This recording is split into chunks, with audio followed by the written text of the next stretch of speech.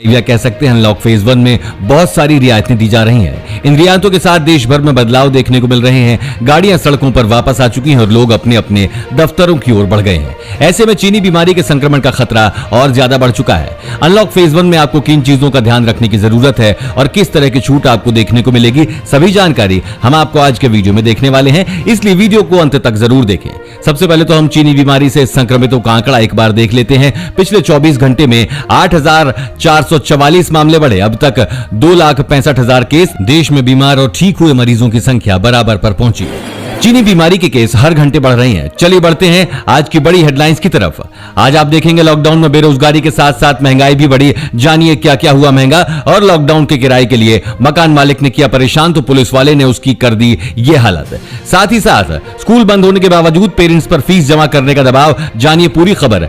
आगे देखेंगे दोस्तों, ईएमआई माफ होने पर खुश हो रहे हैं तो अब खुशी होगी खत्म। जानिए विस्तार से। साथ ही देखेंगे व्हाट्सएप चलाते हैं तो सावधान, खतरे में पड़ा आपका मोबाइल नंबर। इन सभी खबरों को विस्तार से जानने के लिए वीडियो को देखते रहिए दोस्तों। लॉकडाउन में बेरोजगारी के साथ साथ महंगाई भी बढ़ी।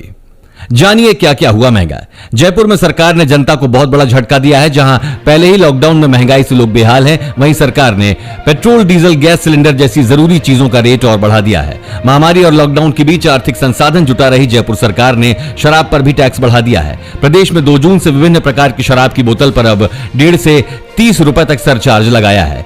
जून में घरेलू गैस सिलेंडर पर भी 11 रुपए 50 पैसे और कमर्शियल सिलेंडर पर 110 रुपए 50 पैसे की बढ़ोतरी हुई है।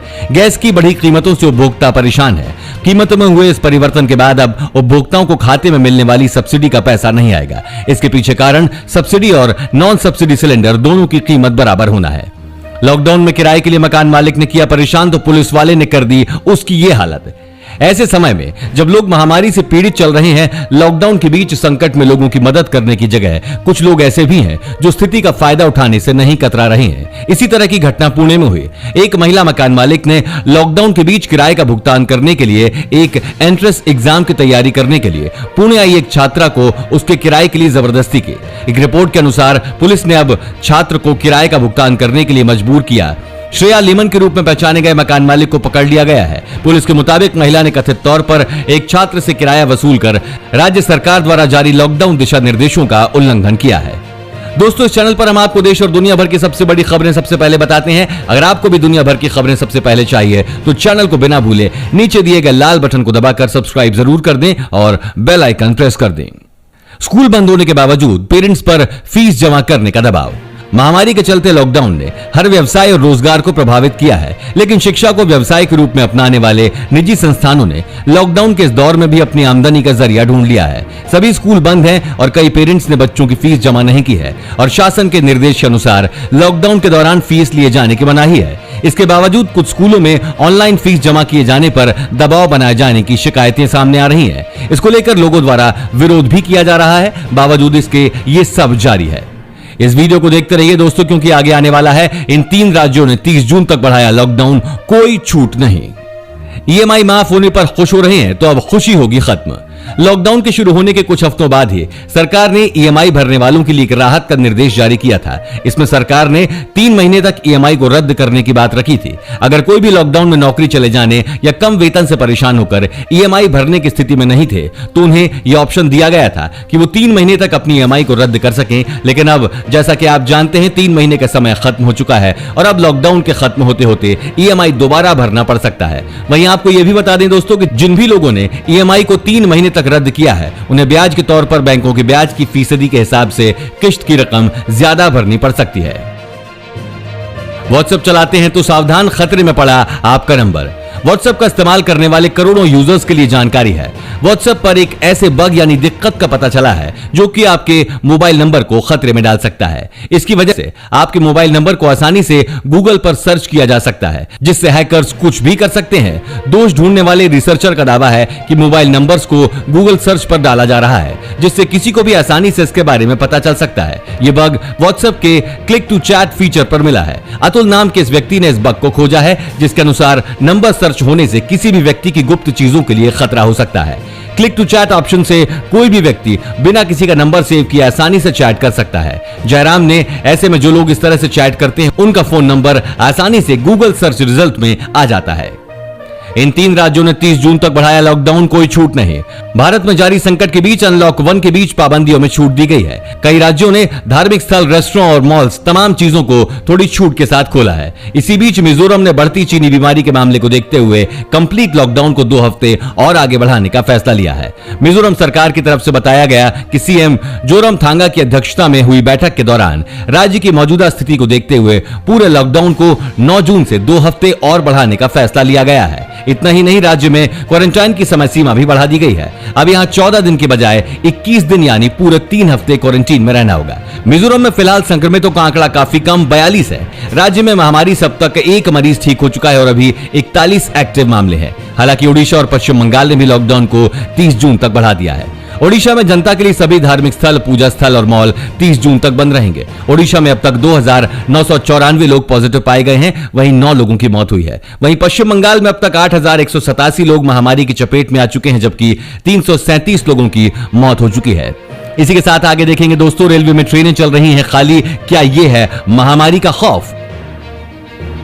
मास्क पहनते हैं तो यह खबर आपके लिए है। विश्व स्वास्थ्य संगठन ने मास्क पहनने से जुड़ी अपनी गाइडलाइन में एक बड़ा बदलाव किया है। उन्होंने कहा कि चीनी बीमारी के संक्रमण को रोकने के लिए फेस मास्क सार्वजनिक रूप से पहना जाना चाहिए। स्वास्थ्य संगठन बताता है कि लोगों में लक्षण आने से ठीक पहले वे काफी ज्यादा संक्रमित हो सकते हैं और कुछ लोगों में संक्रमित होने के बाद भी लक्षण नहीं आते हैं। ऐसे में जहां एक दूसरे से दूरी बनाना संभव ना हो, जैसे कि पब्लिक ट्रांसपोर्ट, बाजार और शरणार्थी शिविर आदि, वहां घर के बने मास्क को पहनने की सलाह दी गई है, जिससे कि आप बीमारी को आगे फैलाने से बच सकें। सभी स्वस्थ लोगों को फैब्रिक मास्क पहनना अनिवार्य होना चाहिए। फैब्रिक मास्क में 3 परतें होनी चाहिए। इसमें सूत का अस्तर, पॉलिएस्टर की बाहरी परत और बीच में पॉलीप्रोपाइलीन की बनी फिल्टर हो। जो लोग बीमार हैं वे ही केवल मेडिकल ग्रेड का मास्क पहन सकते हैं। 10वीं मास के लिए डाक विभाग में निकली बड़ी नौकरी, जल्द से करें आवेदन।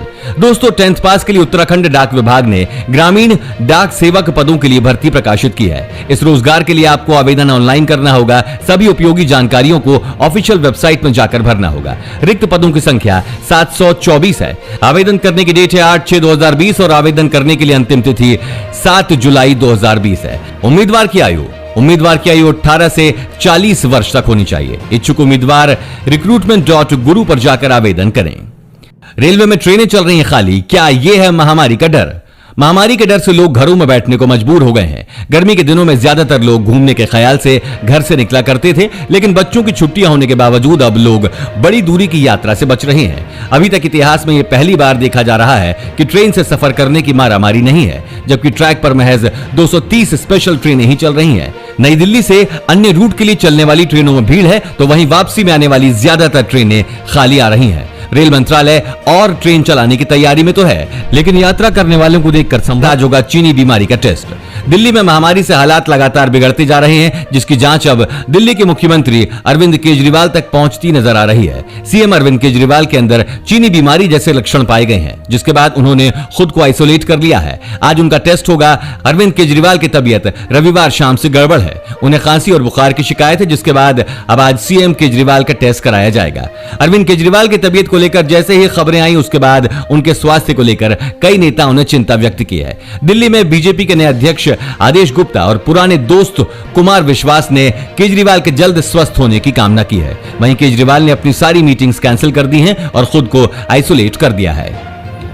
दोस्तों, गुजरात बोर्ड के रिजल्ट आ चुके हैं। यहां देखिए अपना result. Gujarat board of secondary and higher secondary education GSEB ने 10वीं परीक्षा के परिणाम जारी कर दिए हैं। छात्र गुजरात बोर्ड की आधिकारिक वेबसाइट GSEB.org पर जाकर अपना रिजल्ट देख सकते हैं। बता दें, GSEB SSC परीक्षा 5 मार्च से 17 मार्च 2020 तक आयोजित की गई थी। गुजरात बोर्ड ने साइंस स्ट्रीम के परिणाम पहले ही घोषित कर दिए थे। न्यूजीलैंड में चीनी बीमारी का एक भी केस नहीं, खुशी के मारे पीएम ने डांस भी किया। दोस्तों, महामारी के बीच न्यूजीलैंड से एक अच्छी खबर आई है। न्यूजीलैंड चीनी बीमारी मुक्त देश बन गया है। न्यूजीलैंड के अस्पताल में भर्ती चीनी बीमारी के अंतिम मरीज को भी उपचार के बाद स्वस्थ होने पर घर भेज दिया गया है। पिछले 17 दिन से देश में कोई नया केस सामने नहीं आया है। न्यूजीलैंड की प्रधानमंत्री जेसिंडा अर्डर्न ने सोमवार को एक घोषणा की। उन्होंने कहा कि अब देश में मरीजों की संख्या 0 हो गई है। समाचार एजेंसियों के मुताबिक न्यूजीलैंड के पीएम ने सामाजिक और आर्थिक पाबंदियों को हटाने की घोषणा करते हुए कहा कि अब देश वापस सामान्य स्थिति में आ जाएगा। हम तैयार हैं। उन्होंने कहा कि अभी हमारा काम खत्म नहीं हुआ है। हमने महामारी के संक्रमण को पूरी तरह से रोक लिया है, लेकिन इस दिशा में हमारे प्रयास जारी रहेंगे। इसी के साथ आगे देखेंगे, कर्मचारियों की गलती पर अब मालिक जाएगा जेल, आ गया ये कानून। वहीं दोस्तों बड़ी खबर आ रही है, सब्जी बेचने वाला मिला चीनी बीमारी से पॉजिटिव। सब्जी लेते समय ध्यान रखें ये बातें। जरूरी बात, यदि दुकान में घुसना हो तो सबसे पहले हाथों में ग्लव्स, मुंह पर मास्क और सर पर एक कपड़े को बांधकर जरूर जाएं। 10वीं 12वीं की छात्राओं के खाते में सरकार ने डाले 42.78 करोड़। जयपुर में गार्गी एवं बालिका शिक्षा प्रोत्साहन योजना के तहत शिक्षा राज्य मंत्री गोविंद सिंह डोटासरा ने 42.78 करोड़ रुपए की प्रदेश की 1,02,624 बालिकाओं के खाते में डालने के निर्देश दिए हैं।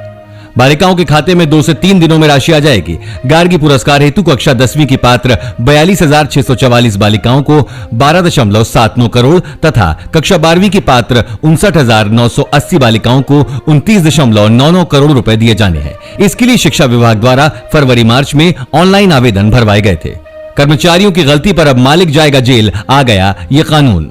दोस्तों महामारी के चलते कंपनियों के लिए ब्रिटेन में काफी सख्त कानून बनाए गए हैं। सोशल डिस्टेंसिंग और साफ सफाई में लापरवाही करने पर कंपनी के मालिक के खिलाफ स्वास्थ्य और सुरक्षा कानून के उल्लंघन के तहत सिविल या क्रिमिनल दोनों तरह के मुकदमे चलाए जा सकते हैं। साथ ही ऐसा करने पर जुर्माना या कम से कम 2 साल की जेल भी हो सकती है। इसलिए ब्रिटेन की कंपनी के मालिक को विशेष रूप से यह ध्यान रखना होगा कि उसका कोई कर्मचारी महामारी का शिकार न हो। मतलब कि कंपनी को कुछ नियमों का बेहद सख्ती से पालन करना होगा। रोज अच्छे से साफ सफाई का ध्यान रखना बहुत जरूरी होगा। फ्लोर चेंजिंग प्लान से लेकर सोशल डिस्टेंसिंग को मेंटेन रखने के बारे में प्लानिंग करना होगा। आपको बता दें कि भारत में भी लॉकडाउन हटने के बाद से मामलों में तेजी आई है, लेकिन पहले फेज में कई बड़े मंदिर, रेस्टोरेंट और मॉल्स खोलने की अनुमति मिल गई है। ऐसे में कई बड़ी कंपनियों ने भी काम शुरू कर दिया है। साथ ही ऑफिस पर काम कर रहे कर्मचारियों को कई खास दिशा निर्देश और गाइडलाइन का पालन भी कराया जा रहा है।